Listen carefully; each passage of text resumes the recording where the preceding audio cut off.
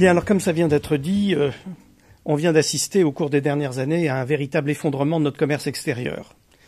Sur les 10 dernières années, la France a perdu à peu près le quart de ses parts de marché. Si on avait simplement maintenu le rapport qu'il y a entre les exportations françaises et les exportations allemandes d'il y a 10 ans, eh bien, on aurait aujourd'hui un PIB qui serait de 150 milliards d'euros supplémentaires.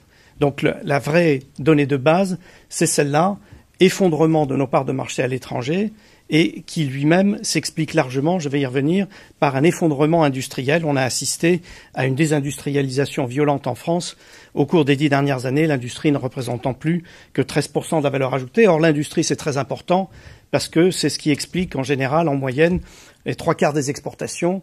Et c'est également important parce que ça explique à peu près 85% de l'effort de recherche. Alors, la vraie question, c'est pourquoi cet effondrement industriel et pourquoi cet effondrement des parts de marché? Alors quand on regarde de près, on constate que la dégradation de la situation de la France est similaire sur toutes les géographies et sur toutes les gammes de produits. C'est-à-dire qu'il y a vraiment eu un phénomène macroéconomique d'ensemble. On a assisté à un véritable affaissement de l'économie française dans sa capacité à se projeter à l'extérieur au cours des 10 dernières années. Alors, comment expliquer cela et est-ce que c'est important? Comment expliquer ça? On a déjà eu un début d'explication dans le propos liminaire. La France a une structure d'entreprise assez particulière. La France est en fait une économie duale. C'est-à-dire, c'est à la fois un pays de très grandes entreprises, mais qui ne tire pas le tissu économique français, et c'est à l'autre extrémité une poussière de petites entreprises. Et donc, cette hypertrophie à la fois en haut et en bas de la distribution est l'une des premières explications. C'est une première explication. Pourquoi? Eh bien, tout simplement parce que quand on regarde l'évolution des grandes entreprises au cours des 10 dernières années, et si on s'intéresse notamment à un secteur comme le secteur de l'automobile, les grandes entreprises françaises font leur croissance hors de France. Ils n'investissent plus en France, et ils commencent même à sortir une partie de leurs grandes activités de France dans les domaines de services aux entreprises liés à l'activité industrielle. Et donc ça, c'est un phénomène particulièrement important, et on le voit dans le cas de l'automobile, où la France a choisi un développement qui passe par des développements extérieurs de filières entières de production, là où l'Allemagne, par exemple, a été capable de faire une segmentation de la chaîne de valeur et de garder un ensemble de fonctions sur le territoire, ce qui fait que globalement, le taux d'activité du secteur en Allemagne est beaucoup plus élevé qu'en France. Donc du côté des très grandes entreprises, non seulement elles ne développent pas leur base productive française, mais en plus, bien entendu, elles exercent des pressions très fortes sur leur tissu de sous-traitants, sur leur tissu de sous-traitants nationaux. À l'autre extrémité, les petites entreprises, les petites et moyennes entreprises et les fameuses ETI manquantes. Or là, qu'est-ce qu'on constate? On constate un élément intéressant. Quand on compare la France et l'Allemagne au cours des 10 dernières années, on ne constate pas de différence importante au niveau global de l'investissement du secteur industriel français par rapport au secteur industriel allemand. Il y a des petites différences, mais pas fondamentales.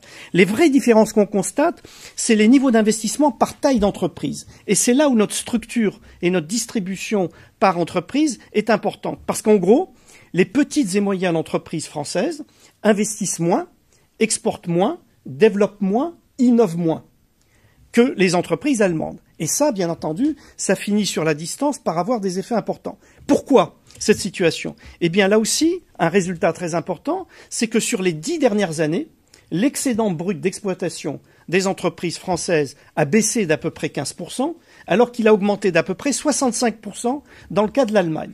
Et donc là, on est au cœur du problème. Des entreprises faibles, dont les marges ne s'accroissent pas, dont l'excédent brut d'exploitation baisse par rapport à l'Allemagne, qui au contraire peut accroître ses marges et développer son excédent brut d'exploitation, ça veut dire quoi? Ce sont des entreprises qui peuvent moins prendre le risque de l'exportation, moins prendre le risque de l'innovation et qui du coup investissent moins en R&D et investissent moins également en nouvelles technologies de l'information et de la communication. Et donc là, on a cette situation qui est particulièrement claire et qui explique, à mon avis, largement le décrochage des 10 dernières années. Alors j'ai commencé par insister sur l'industrie, mais vous allez me dire pourquoi vous faites une fixation sur l'industrie. Après tout, on est dans un monde où ce qui se développe le plus et ce qui devrait être le facteur de spécialisation d'un pays comme la France, c'est le high-tech d'un côté et d'un autre côté, ce sont les services sophistiqués aux entreprises. Alors justement, on avait pensé que ce modèle de l'évidement du cœur manufacturier avec un déploiement vers l'amont des nouvelles technologies, du high-tech et un déploiement vers l'aval, vers le service des entreprises, pouvait constituer un modèle de développement pour les pays de l'OCDE. L'expérience montre que ce modèle ne fonctionne à peu près que pour les États-Unis et qui n'a pas fonctionné pour la France en particulier. En d'autres termes, l'effondrement du cœur manufacturier n'a pas permis le redéploiement vers l'amont ni le redéploiement vers l'aval dans des proportions significatives. Et ça constitue un problème d'autant plus important que nous sommes en train de redécouvrir avec la crise européenne actuelle l'importance du facteur industriel et que nous sommes en train de redécouvrir ce que j'appellerais la contrainte extérieure. On pensait qu'avec l'euro, la contrainte extérieure avait été à peu près abolie. Ce n'est plus le cas. À la base, au cœur de la crise européenne, de la crise de la zone euro que nous connaissons actuellement, il y a ce grand écart qui est en train de se creuser entre des pays du nord de l'Europe qui sont industriels, exportateurs, qui accumulent des excédents, et d'un autre côté le sud de l'Europe qui a un déficit de balance courante qui s'aggrave. Et ça a un impact direct non plus sur le taux de change comme avant, ce qui se réglait par des dévaluations périodiques, mais ça a un effet sur les spreads de taux et sur l'acceptabilité de la dette des différents pays européens. Et donc, pour nous, il y a maintenant une véritable exigence qui est de restaurer les conditions de la compétitivité, ne serait-ce que pour nous donner encore un avenir dans la zone euro. Et ce que je suis en train de dire doit inciter effectivement à prendre à bras-le-corps la question de la réindustrialisation et du développement de la compétitivité des entreprises françaises. Alors, comment faire cela? À mon avis, il y a deux horizons qu'il faut distinguer. Il y a un horizon de court terme et un horizon de moyen-long terme. L'horizon à court terme, c'est que si on est d'accord pour estimer qu'il y a un vrai problème de compétitivité et qu'on a perdu à peu près 10 points de compétitivité coût par rapport à l'Allemagne au cours des 10 dernières années, ce qui a aggravé le problème de la compétitivité hors coût qu'on avait déjà, eh bien, c'est ces points de compétitivité qu'on a perdus qu'il faut retrouver. Et pour les retrouver, retrouver de la compétitivité coût, ça passe par la baisse des coûts. Et dans le cas de la France, ça ne peut passer que par un transfert d'une partie des charges sociales sur des bases fiscales plus larges, type CSG ou TVA.